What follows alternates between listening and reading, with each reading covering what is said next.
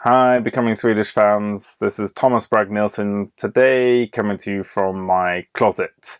So, since I've been working from home the past few weeks, our apartment has slowly become this working space for myself, for my wife, a bit of a playground for our cabin fevered, full of energy 3-year-old. So, today the closet is the only quiet space I have a chance to sit and talk to you.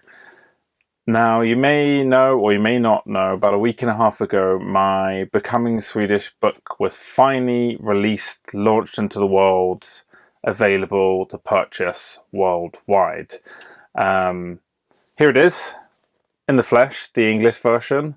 If you haven't heard about this, this is documenting and detailing my Becoming Swedish adventures over the past couple of years. It's got a lot of time, energy, love, and just my life poured into this. So it was a bit heartbreaking not to have some big glitzy launch party, but that is the world we live in today. So on the launch day, I decided at the very last minute to go live to my Instagram fans to do a reading from this book. And I thought today it might be interesting to share that video with you so you can enjoy some of this book that I've poured my life into. Couple of things to mention.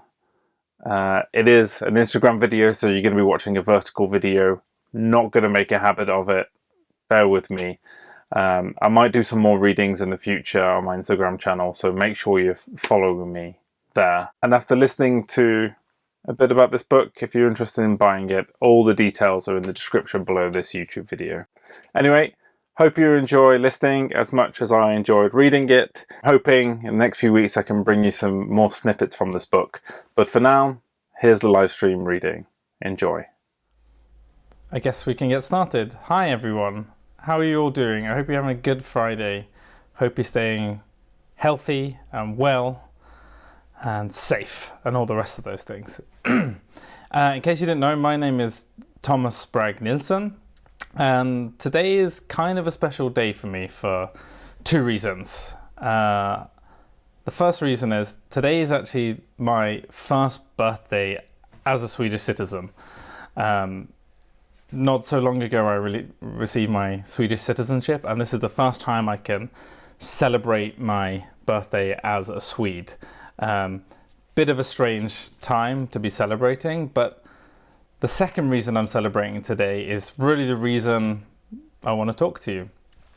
The reason I'm celebrating today is because today is the day that this little book that I have put all my time, energy, love, evenings, weekends, vacation into writing comes out today.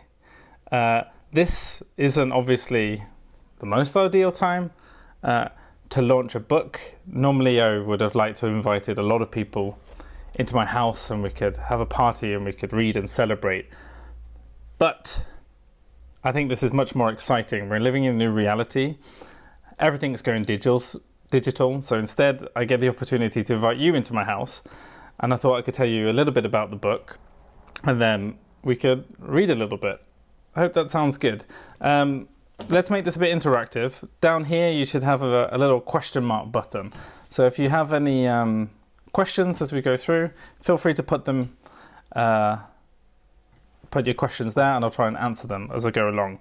But firstly, I have an important announcement to make. For you people that are sitting here watching the stream tonight, my publisher has invited you to a very special once-in-a-lifetime discount. So if at the end of the stream you feel like going away and reading the book that I'm talking about, I actually have a discount code for you. I don't know if you can read this. The discount code is Fear the Korv. Korv being the Swedish for sausage. So if you go to my profile, there's links in the description to how you can go to the web store and purchase the book. And if you're interested in doing that, you can use this code and get 20% off. I believe the regulations are one purchase per person, and the offer is valid until this Sunday, the 5th of April. But anyway, let's talk about the book. First things first, the name, Fear and Falukorv. And maybe you didn't know, it's actually 2 books. The yellow book, Fear and Falukorv, this is the English version. The blue book, Falukorv och andra faser, this is the Swedish version. It's incredible for me to see these 2 side by side. I think they're so beautiful. They're both out today, both available already to purchase. But I wanted to tell you a little bit about the background of how this came about, because I never intended to write a book about this project. In fact, I never intended to have a project at all. It really began right over here behind the camera that you can't see, where one night I was sitting down having dinner with my wife, who is Swedish, and we realized, well, in a few months' time, I'm gonna get to apply for Swedish citizenship. And we started joking. I said, will you accept me into your clan? Am I culturally integrated enough? Do I understand enough about the Swedes to be able to call myself, in my heart, Swedish? And she said, well, you haven't tried surströmming yet, and you haven't seen these films, and you haven't read these books, so I don't know, maybe we need to think about trying these things in the next few months so you can call yourself Swedish. And then I did what any, social media addict would do. I asked the same question to Twitter. I said, Twitter, the world of Swedes on Twitter, if I'm trying to educate myself to understand the Swedes better before I try to become one of you, what is it that I need to know? Is there places I need to visit? Are there foods I need to try? Books I need to write? What are the kind of corners of Swedish culture that I might not have experienced yet? Because, at that point, I'd lived here a couple of years. I tried some of the basic things that a lot of tourists that had been to Sweden might have tried. I wanted to dig deeper. So I got a lot of responses, too many responses, and I started writing them all down. And at some point, I said, well, now I have a long list. And this is where my Becoming Swedish bucket list was born. I decided, now I have this list, this crowdsourced list, and in the time between that day and applying for Swedish citizenship, I wanted to try and do everything on that list. But not only do the things on the list, I wanted to make it a real integration adventure for myself, and I wanted to try to meet different Swedes to check every item off my list. Because sure, fine, I could probably go to these places or read these books, but it's much more interesting for me to have a conversation with a Swede that I've never met before and say, hey, why is this place so special for you? Or why do you eat this food on this day every year?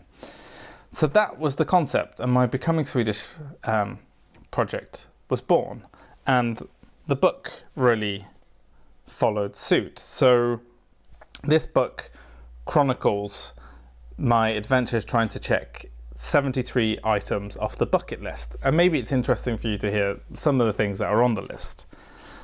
So eventually I split the list into a few different sections because it was so long. So things I should experience, like watching ice hockey, going cross-country skiing, or seeing the midnight sun. Watching and reading a lot of the Swedish classics like Astrid Lindgren, or watching Kalle Anka, or seeing the 300 episodes of Rederiet, the soap documentary. The next category on the list was things that I should learn. Now this was a bit controversial, a lot of kind of Swedish habits of learning to complain about the weather and being emotionally detached, but also learning some really practical things, like learning what vabbing means, the time that you stay home to take care of a sick child. The final two categories, let's say, of this Becoming Swedish bucket list was places to visit and things to eat. Now, to me, these were some of the easiest things to check off the list in theory. So examples of things that were on my list of places to visit were the Falu mine, Kiruna, Visby, Högakusten, all fantastic places. And then on the eat list, this is where things get a little bit tricky. Because number one on the list of things to eat was eat falukorv with pasta and ketchup, kind of a classic, what they call a husmanskost, kind of an everyday food that you would have. Now, falukorv, it features on the name of the cover. If you don't know what it is a smoked red sausage, korv being the Swedish word for sausage, from Falun, which is a very important town up in Dalarna. You might know Dalarna, which is the place where these famous Dalarna horses come from. Now, this was a tricky thing for me to check off the list because I didn't write the list. I decided I would stick to the list, but there were a lot of things on the list that contained meat, and that's not something I've eaten in about 16 years. So this is where the fear comes in, because I started to realize that there were so many things on this Becoming Swedish bucket list that were going to push me outside of my comfort zone in ways that I didn't quite expect. So the falukorv was one. I really started to question, if I'm committed to this project, will I really go as deep as eating meat, or is that, really challenging my values for this project? And the more I worked my way through the bucket list, the more I realized that there was items on the list that were really pushing me out my comfort zone in different ways. Sometimes it was just a very physical comfort zone of trying to ski. Now, I'm an Englishman that grew up in the center of England with, no snow, no way of doing outdoor snow activities. So the physical act of skiing was pushing me out of my comfort zone. But then the bucket list pushed me out of my comfort zone in loads of other ways. For example, I spoke more Swedish than I ever done before in my life. I'd push myself into conversations where I would have to speak Swedish, and that was quite uncomfortable at times. So this is where the fear comes in. I feared the falukorv. So this book is not only a straightforward diary of me checking items off my Becoming Swedish bucket list, it also is a lot of reflections on how, when you come to a new country and you're trying new things and you're trying to make friends, which is something that a lot of people who move to Sweden find rather difficult, that you have to push yourself out of the comfort zone. So I just wanted to show you some quick things inside the book. So what we've done, if you can see this, for every thing I've checked off the list, we've also tracked a number of statistics, how far I've traveled, how many coffees I've drunk. But then this very important little graph down here shows you how far out of my comfort zone that I had to travel for this thing. And I think it gives a bit of an indication of, sometimes some of the things for Swedish people that seem very straightforward and everyday, then if you come from another country and you're trying to try these new things and you don't necessarily speak the language fluently, then these things can be, deeply uncomfortable and tricky. So I've tried to reflect on that a lot in this book. Now, there's been a few people join the stream since I started rambling on, so thanks everyone for tuning in. This is my digital launch of my Fear and Falukorv book. Instead of inviting my friends and family into party, I'm inviting you into my living room to talk a little bit about this book. And if you are tuning in and at the end of this you do want to think about reading this, I just remind you again that I have a one-time discount code that is Fear the Korv, all one letter, all one word. That if you go to my profile, you'll see some links in the description of how to purchase the book in English or Swedish. If you use this code between now and Sunday, you will get 20% off. What a lovely publisher giving you that lovely deal. So here they are, for everyone just tuned in. Here's the English version and here's the Swedish version. But let's get to the main event. I thought it might be interesting to read you one of my favorite chapters from the book. There's a lot of great ones. Some of them are short, some of them are a bit longer, some of them are funny. Some of them, I think, for a lot of Swedes, reading might be a little bit of a mirror to show them how outsiders view a lot of Swedish habits. But I thought what I'd do tonight is read you one of my favorite chapters, and actually one of the first chapters that I completed in the book. And this was when I checked an item off my bucket list by going to Treriksröset. Now, if you don't know, Treriksröset is the most northern point in Sweden, and Sweden is a pretty long country. I'm here in just the north of Stockholm, and I would still consider that we're in the bottom third of the country here. So Treriksröset is right up in the top in Swedish Lapland, but it's also the point where Sweden, Finland and Norway meet in a borderless area. So I thought I'd read you the chapter of my trip to Treriksröset. I hope you enjoy. 5 minutes. The boat leaves in 5 minutes. I can't even see the boat. I can't even see the water. Miss this and there are no more boats today. There'll be no choice but to walk the 11 kilometers back to the car. The tired and hungry family behind me won't thank me for this miscalculation. It's so hot. There are mosquitoes absolutely everywhere. This is way more difficult than I had predicted. We have to make it. How did I even end up here? Well, let's scroll the conversation back to the night before. 300 kilometers away in the relative comfort of our Kiruna rental apartment. The plan was always to visit Treriksröset on this family trip. But after a few days of driving around winding Lapland roads and seeing just how taxing the white nights had been on our now visibly sleep-deprived 2-year-old, we were seriously starting to question if we should do this. Should we go? Should we not? The conversation went back and forth. The pressure of the list kicked in. I was not going to throw away my only shot. This was my one chance to check this off the list. So I did my best to convince my wife and my mother-in-law that it was doable.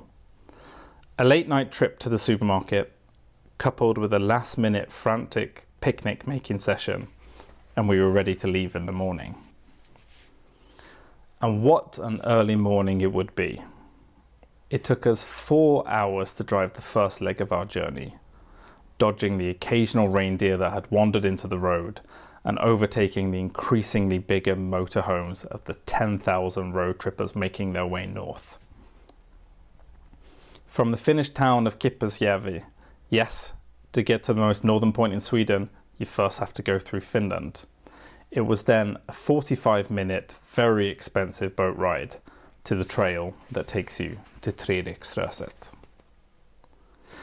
The boat owner told us she would wait 2 hours before returning back to base. From my planning, I knew this was plenty of time to make the 20-minute trip to the 3-country cairn and get back in time. But 30 minutes into the hike, and we were already taking it in turns to carry our exhausted daughter. It was then we stumbled upon the halfway mark. Halfway. This means if we kept this pace, we would barely make it there back in time. We put our heads down and focused on the task at hand, never stopping to enjoy the breathtaking snow-capped mountains or babbling brooks that surrounded us. No time. We have to make it. When we finally arrived at Treriksröset, backs broken from heavy bags, brows dripping with sweat, and those ill-advised new walking boots now rubbing on my ankles, it all seemed worth it. Maybe. We took a few minutes to take in the mountains and lakes around us and had a little fun jumping between the 3 countries. The metaphorical mountain ahead of us just seemed just as real as the physical one behind us. We needed to leave now if we were to stand any chance of making back to the boat on time. The walk back was much like the walk there, except now we were 10 times more exhausted and increasingly in real danger of not making it home tonight. With every stop to tie shoelaces, to drink water, or to flick away one of the many mosquitoes that tried to eat us, we lost time. You can imagine the wave of relief that rushed over me when we passed over the brow of the hill and saw the boat anchored on the beachhead. We were absolutely the last ones on the boat, but that didn't matter now. The boat owner had seen us, and that meant we could sleep in our beds tonight. As I sat safe in the bosom of the boat as it bobbed its way back to base, and as I swatted away the constant swarm of mosquitoes that had followed us, I suddenly was overwhelmed with a great sense of relief and guilt. We had made it, but at what cost?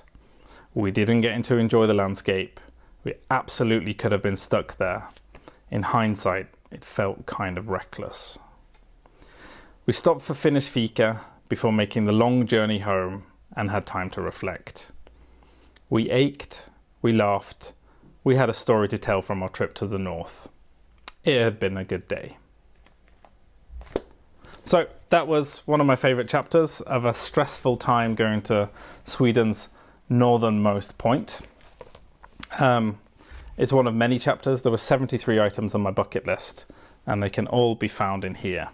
Like I said, it's not just a diary of my past year. It contains some interesting tidbits, and it contains some really interesting fact boxes. So if you're reading this and think, I know nothing about Sweden, it's not going to mean anything to me, we've got you covered, because in this book there's a lot of kind of explanatory background information that can give you context to some of the cultural things I'm trying to do on the list.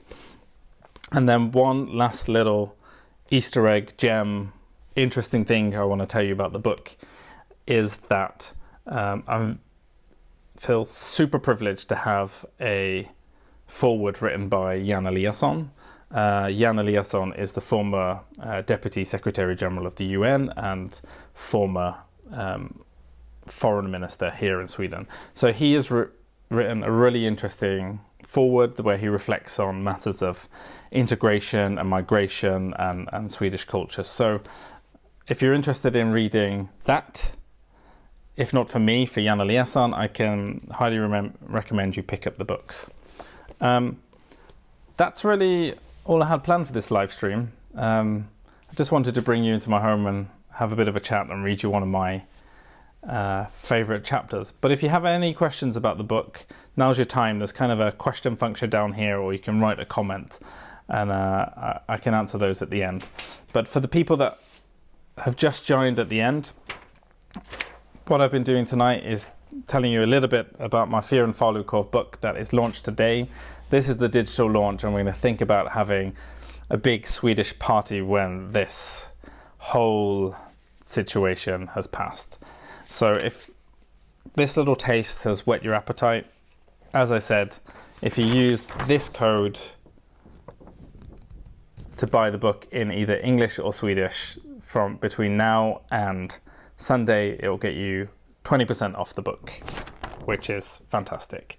And I think it's limited to one purchase per person. All the links are in my profile description on how you can purchase this. But if no one has any questions, it's just time for me to say thanks a lot for watching. I hope this has been interesting. If you want to see future readings, maybe I can do this as a regular thing. You know, I'm inside, we're all inside. Let's entertain each other. Thanks again for watching. If you have any questions, you can follow me on Instagram, send me a message, and I'll gladly tell you anything about the book or, you know, Sweden in general. I've put a lot on this book, but I've learned a lot of strange things about this country over the past few years, and even to the point where I think I've started to become a little bit more Swedish than even some of the Swedes that are around me, but I'd never admit that. Okay, so we've got a yes for regular readings. We've got a thank you, looking forward to reading the book. Thank you. I mean, it means a lot. I had a lot of fun writing this, and I had a lot of fun going on these adventures, and I just hope that when you read it that you enjoy it just as much. I think some Swedes might look at this and not necessarily agree with all my evaluations of things. So there's some classic Swedish dishes in there that maybe weren't quite my taste. But then there's also some cult classics in there that I've discovered, films and TV especially, that I've really grown to love. So thanks for watching. This has been fun. I'm happy to do this again. Enjoy the rest of your Friday. Stay safe, stay healthy. See you next time. Bye.